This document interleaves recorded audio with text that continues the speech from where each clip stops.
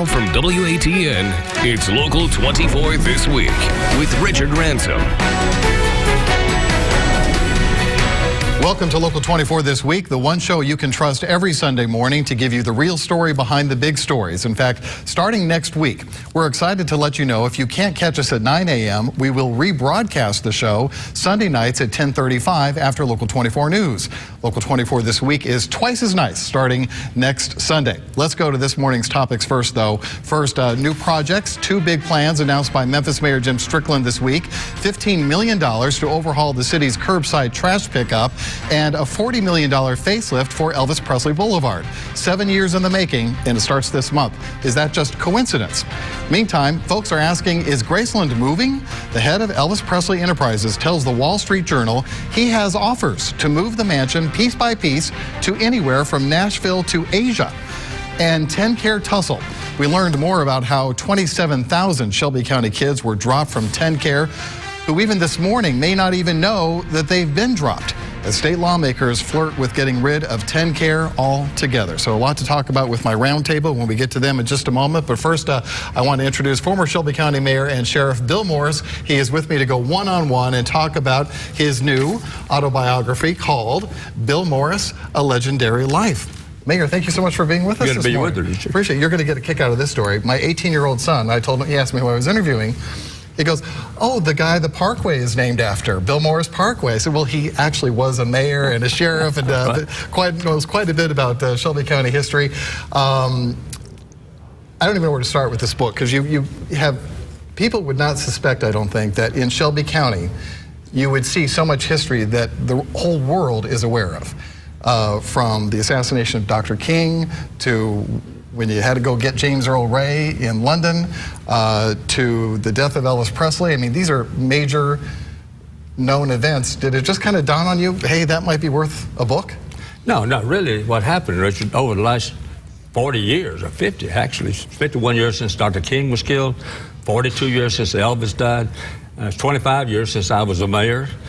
People have just continually asked me all along, well, what was it like when Dr. King was killed? What were you doing and what have you? And then the same thing just goes on and on.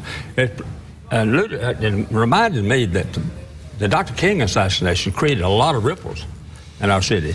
And after that was in 1968, and I'd been sheriff since 1964. And then in the early 70s, I went out of office, 1971, as sheriff on term limitation. Then those next years in Memphis, even the Chamber of Commerce moved out of the city. It was dark days for Memphis. And there had to be a way to have a revival in the city. And then Lamar Alexander was elected, and I was elected, and we had a jobs conference event that took place in Memphis. Ron Terry and some businessmen got together with us, and I have to tell you, it was an awakening process, because all the citizens in every part of Memphis had the opportunity to participate and to make suggestions. What do we need? What is our vision for the future? And out of that came some incredible things. A vision for distribution, transportation, because the river, railroads, and what have you, and then tourism began to peek its head up a little bit, because Elvis Presley had died and was active in the 70s, and Elvis being a major attraction. Actually, people come from all over the world. So we began to capitalize on that. These stories were never really put together piece by piece by piece. One thing I'd like to point out, Memphis has always been able to meet the challenges as those challenges came along.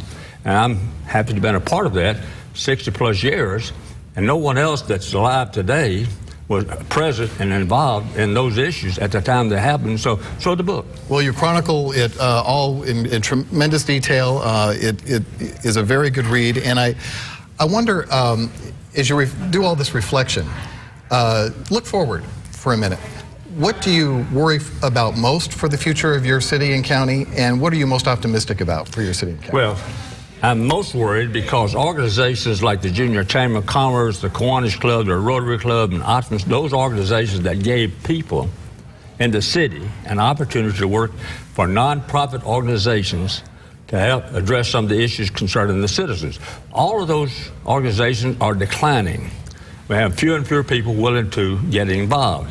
Now, on the positive side of that, we have Church Health Center, that is doing incredibly well because people are volunteering to see to it that there is a greater number of people who cannot afford health care get health care because Scott Morris, in his great vision, and over 600 doctors are volunteers. Now, you don't say that just because his last name is Morris, do you? No, but it's a good name. As a matter of fact, his father's name, Bill Morris, but not me. Okay. But anyway, but then St. Jude, look at St. Jude. Yep. What a great asset that is. Look what Federal Express and all of these organizations and our airport. So good things are happening in Memphis that attracts business into our city. So on the positive side, I think we will meet the challenges as we have in the past. We will overcome some of the concerns, the crime rate. Sooner or later, I think the city's going to get that at the arms wrapped around that. We have to. We have to deal with the education concerns for a greater number of people who have fallen out of the safety net there. Mm-hmm. So I feel good about the future. What was the most tense time for you? Was it the assassination of Dr. King when you look back at all the experiences and leadership positions you've had? I think that perhaps that's correct. It was very tense, and being a part of it and being on the scene and seeing what was happening there. You know, interestingly, there was a great outcry. People believed that law enforcement was involved in the assassination for a short period of time, and so that was a very big concern of mine. But then the greater concern was once you capture the person was captured, that the same thing would not happen to them as what happened to the person who shot President Kennedy. Oswald, killed in custody. Well, so we got James Earl Ray in jail, and for several months, we did not know whether or not we would have some type of attempt on the life of James Earl Ray. But so we did everything possible, working with the Justice Department, the FBI, and law enforcement agencies nationally, as well as locally, to make sure that that did not happen on our watch and our city and our county. What was going through your mind when you were flying across the ocean to go pick him up? Well, actually, I did not fly across the ocean. Okay, my bad. So we were able to send a plane. Okay. Air Force actually put 2 shifts on the plane, and we coordinated at the time of arrival there and arrival here so that it would be known only between me as an individual and the Air Force. Mm-hmm. So it was I was thinking, boy, I sure hope that he gets here on time. Mm-hmm. We didn't want James Earl Ray to come in the city during the daylight hours, mm-hmm. so we were able to use the darkness as a safety measure, and it worked out great. And then to have him recant after first saying that he did it, what was going through your mind at that point? Well, you know, things going through my mind. I was thinking, well, he should have gone to trial so that we could have had the opportunity to dig out all the facts relative to the assassination. He pled guilty, and when he pled guilty, they called off. Dr. James Gruber said, fine, that's the end of the day. But I've always felt, Richard, we should have gone further. We should have gone further on the Oswald case. We should have gone deeper and deeper. With the technology that we have today, we should have gone in and said, well, perhaps we had collusion. And there's no way in my wildest dream do I believe that James Earl Ray had the intellect nor the desire to pull this deal off without other people being involved. And I hear that a lot, especially last year during the MLK 50 events. A lot of people had the same thing to say. So we're out of time just about, but I want to give you a couple seconds here to talk about if there's one thing, you are like a living legend right now, and you really personify the value of public service and what that means. What would you say to someone who's young watching this, doesn't remember your tenure as sheriff or mayor, but is contemplating whether they too can contribute some way in public service? What would you say to that person? Well, certainly I would challenge anyone who had the desire to serve to not be dissuaded because of what you see in Washington today and how we feel about who represents us in Washington. Where everybody's concerned in this country about the divide between the partisan people. Don't worry about it. You can make a difference. Don't let, because if you learn the art of compromise, if you know to put people first before party, and then if you really want to participate, go for it. Don't be held back, huh? You bet. Well, that you certainly personify that, Mayor. Bill Morris, Legendary Life is the name of the book. We appreciate you being with us this morning to talk about this and being on the program. Come back again, okay? Appreciate it very much. All right, we'll be right back with the Roundtable right after this. Everyone who has ever lived has lived here. All of mankind's triumphs and failures. Every moment, every hometown, all here. We start our coverage on the ground and take it to the airwaves, so you always know what's happening in your own world and beyond. We are free TV and radio. We are breaking news. We are always there. We are broadcasters. We're celebrating the opening of the all-new Landers Ford South in South Haven by putting everything from sales, service to parts on sale. When the most respected brand in the Mid-South opens a new dealership, it's a big deal. Get our lowest prices of the year, top dollar for your trade, and lock in the lowest interest rate available. Reserve your vehicle now At LandersMemphis.com. Hurry in to our big deal event. And remember, if it doesn't say Landers, you paid too much. It's our spring sale at Family Leisure. Huge savings on pools, spas, patio furniture, swing sets, and more. Spring sale going on now at Family Leisure. I was seriously injured in a car wreck. Can't work and the bills are piling up. I don't have time for this. Then it's time to lawyer up with Nahan, Zaharovich, and Trotz. Call us at 683-7000 and watch us help you get paid. Local 24 is a proud supporting partner of A New Century of Soul. Your mom said, comb your hair. Your dad told you, smarten up. Your dog is judging you right now. And your best friend just called you crazy. We all need someone who'll pull no punches and give it to us straight. Now imagine getting your news like that. No bull, no spin, just give it to me straight. Straightforward news, straight to the heart of the story. ABC News, straightforward. You're watching Local 24 This Week with Richard Ransom. Back on Local 24 this week to talk with my roundtable, Local 24's Mike Matthews and Local 24 political analyst Otis Sanford. Two big projects announced by Mayor Strickland this week. One is the $15 million overhaul of the curbside trash pickup. Mike, you covered that story. The mayor reformulating all kinds of things to deal with an issue that's been a problem in the city for several years. And the $40 million facelift for Elvis Presley Boulevard, which has been in the making for 7 years. That finally starts this month. So let's talk about the political side of this. Is it any coincidence that we're 6 months out from the mayoral election that these two projects were? No, I'm not. We can go on a limit. No, not at all. Not at all. And especially in light of the fact that there is probably no more important neighborhood in Memphis to win than Whitehaven. So that obviously comes into play. The trash issue. Yeah, I mean, it's another thing.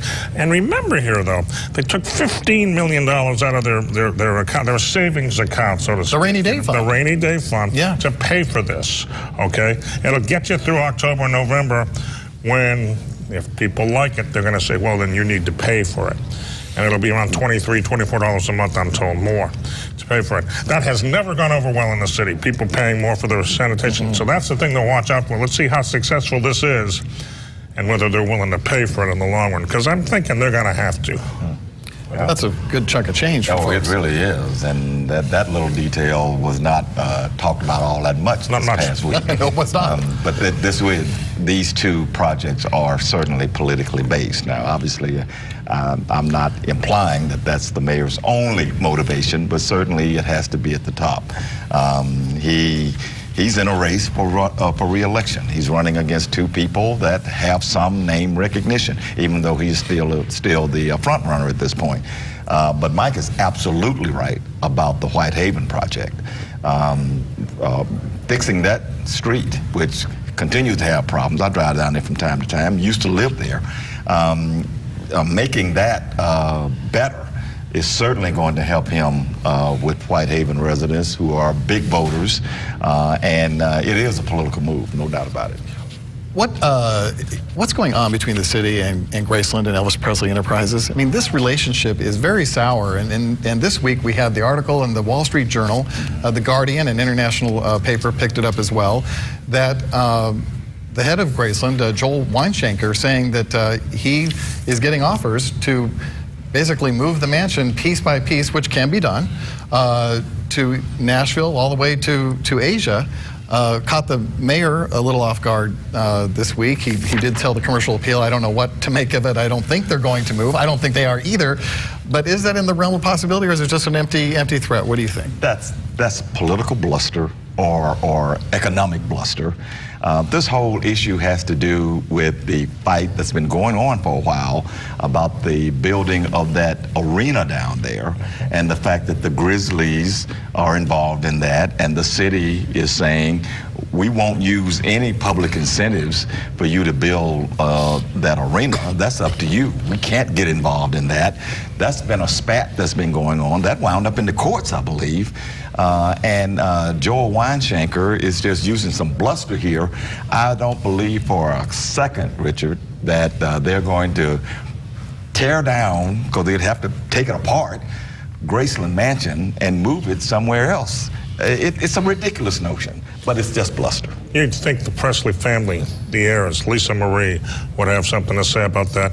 Of all the corporations in this city, to ask for perhaps help from the city in the lines of maybe financial help, or can you help us here, help us there? That's the last place in the world that needs to do it.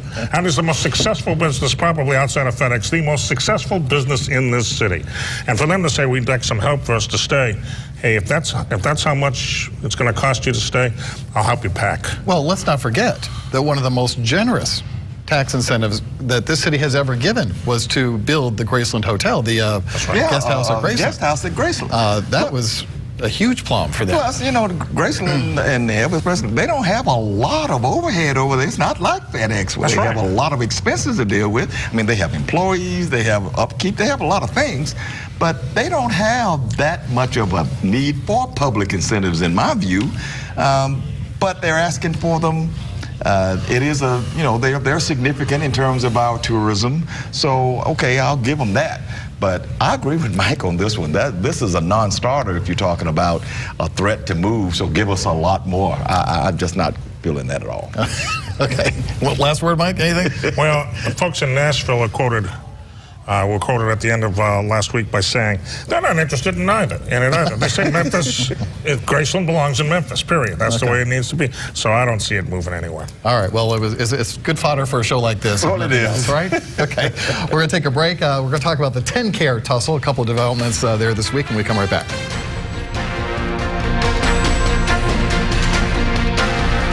Constipation is more common than most people realize, as it affects about 15% of the U.S. population. If you're one of the many people struggling to find relief, call the medical doctors at CNS Healthcare. They're researching a novel medical device, chemical-free, as a treatment option for people living with constipation. And if you take part, you'll receive the study treatment and related medical care at no cost. Call or visit online to schedule a confidential consultation today. CNS Healthcare, where research is the answer. I do my best when I feel safe and inspired to learn. I want my kids to have better opportunities than I had. I wish we had classes like the schools across town. I want to hold our elected officials accountable. School boards transform communities. Speak up at yours and make your voice heard. Text SCHOOL to 225568 to find out how you can get involved. It's a fact.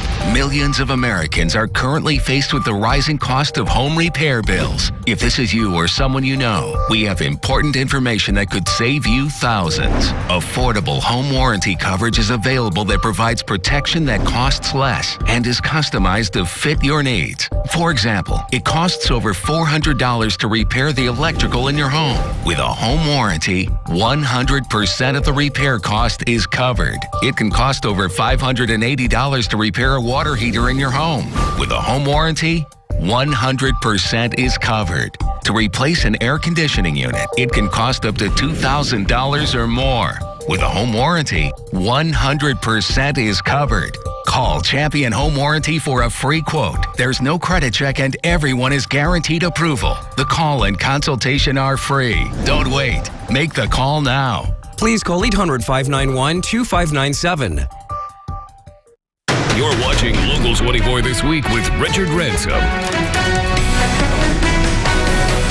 Back on Local 24 this week to talk about a couple of big stories related to TennCare. Number one, that we learned, we actually talked about this last week, that 128,000 children were no longer insured by TennCare. Some may have moved out and were no longer in the state, but a lot of it is this paperwork issue.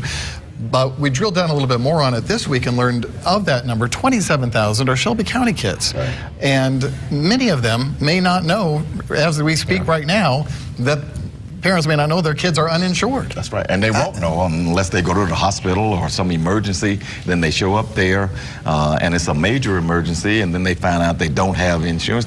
They get into a panic. This is a bureaucratic problem. This is a governmental problem. Yes, I mean, probably there were some notices that may have been sent out. But, I mean, again, you're speaking to a clientele here that needs to have a little bit more emphasis put on them to make sure that they are keeping track of paperwork.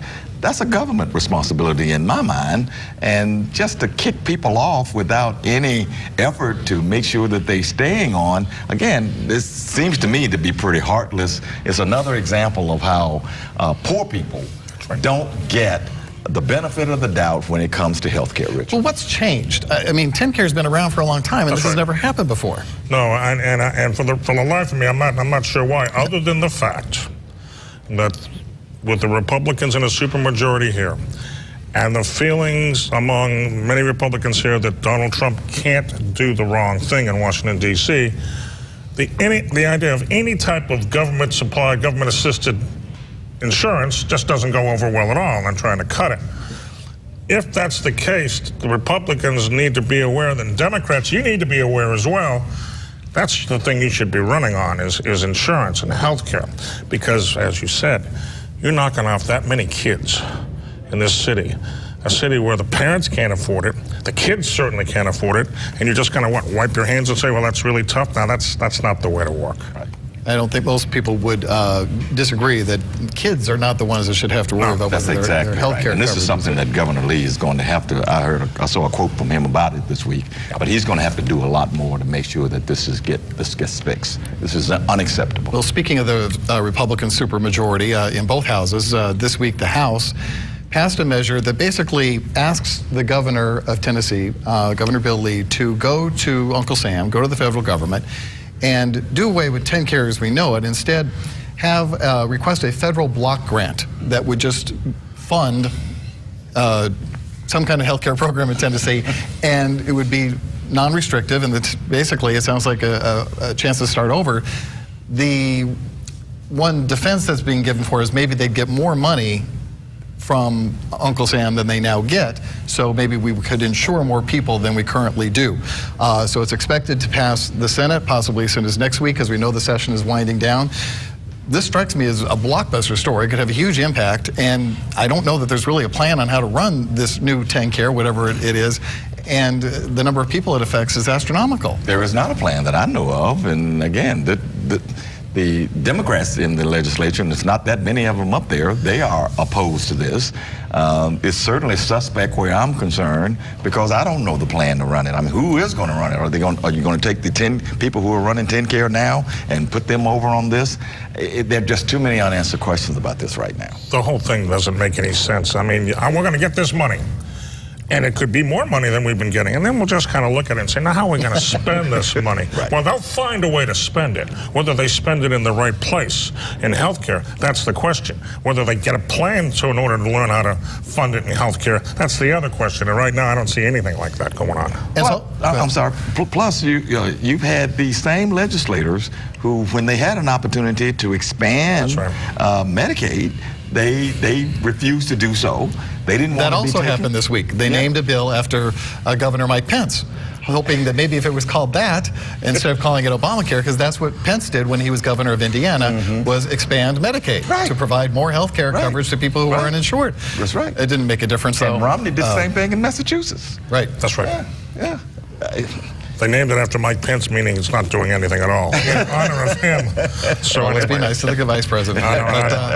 It is interesting to me that is the one option that countless Republicans in the healthcare industry and politics and whatever really are behind. But it's this feeling that it's the expansion of the Affordable Care Act, Obamacare, that it will not pass. It will not, just because it's got Obama's name on it. And that's all politics, and it's a shame. It's a travesty, really. Now, this notion of applying for a block grant, and what seems to me like it must be based on someone from Washington said, go ahead and do this. You may be surprised at the answer you get. Yeah. I think it may actually happen. Well, and it could. It could. I mean, again, this is a Republican administration. This legislature is in league with the administration. So it could very well happen. Again, I just don't know how it'll be implemented and who's going to be running it and what it looks like. 20 years ago, Don Sundquist said that TennCare would be the death of the state of Tennessee. And he saw no way of getting out of the deficit that it was driving the state into. That's why he was pushing for a tax increase, which is why when Phil Bredesen came in as governor, he used his medical professional background, insurance background, to renovate TennCare. He threw a lot of people off the rolls is one way he did it. But still, now the problem comes up again. What are we going to do here? Somebody has to look into how do we ensure, how do we do this and not drive the state into debt? And right now, nobody, outside of Obamacare to some extent, nobody's done that. Yep, and there it sits. Yeah. Okay, that's right. We're going to let it go there. We're going to take a break. We'll be right back to wrap things up right here on Local 24 This Week in just a minute.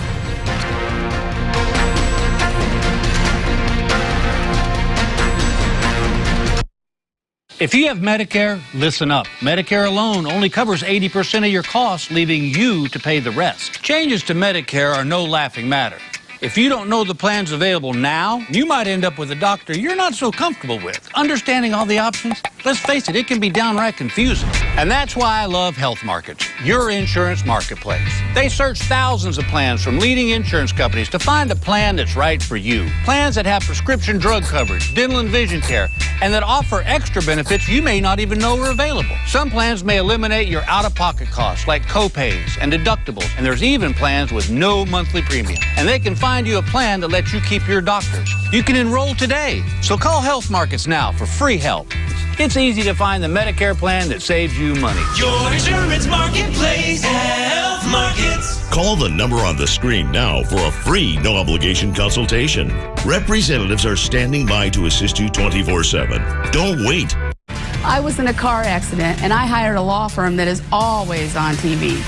They had my case for almost a year, but when the insurance company denied my claim, the law firm with the jingles immediately dropped me. I went to the Reeves Law Firm, and they fought for me, and I ended up getting almost $100,000. Reeves Law Firm fought for me when no other firm would. If you or a loved one have been seriously injured, call us immediately. Let us be your voice. Oh, there's something so real about living local. People and the places where we live. There's a pride around here that's been growing with the years. And I know without a doubt I'm not alone.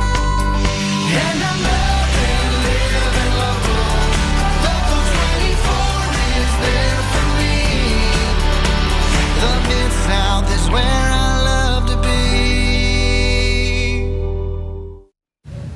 In the time we have left, a reminder once again, as I mentioned at the top of the show, starting next week, Local 24 This Week will be broadcast twice, not just at 9 a.m. on Sundays, but also again at 10:35 after our late local news. I think that's great because we all know a lot of us have things going on at 9 a.m. and hopefully a lot of folks will be able to take advantage of seeing the show at 10:35 at night as well. All right, very cool. My thanks to Otis, my thanks to Mike for being here, my thanks to you for being here as well. If you'd like to weigh in, the email address is rransom@localmemphis.com, rransom@localmemphis.com. Thanks again, folks. We'll see you next time.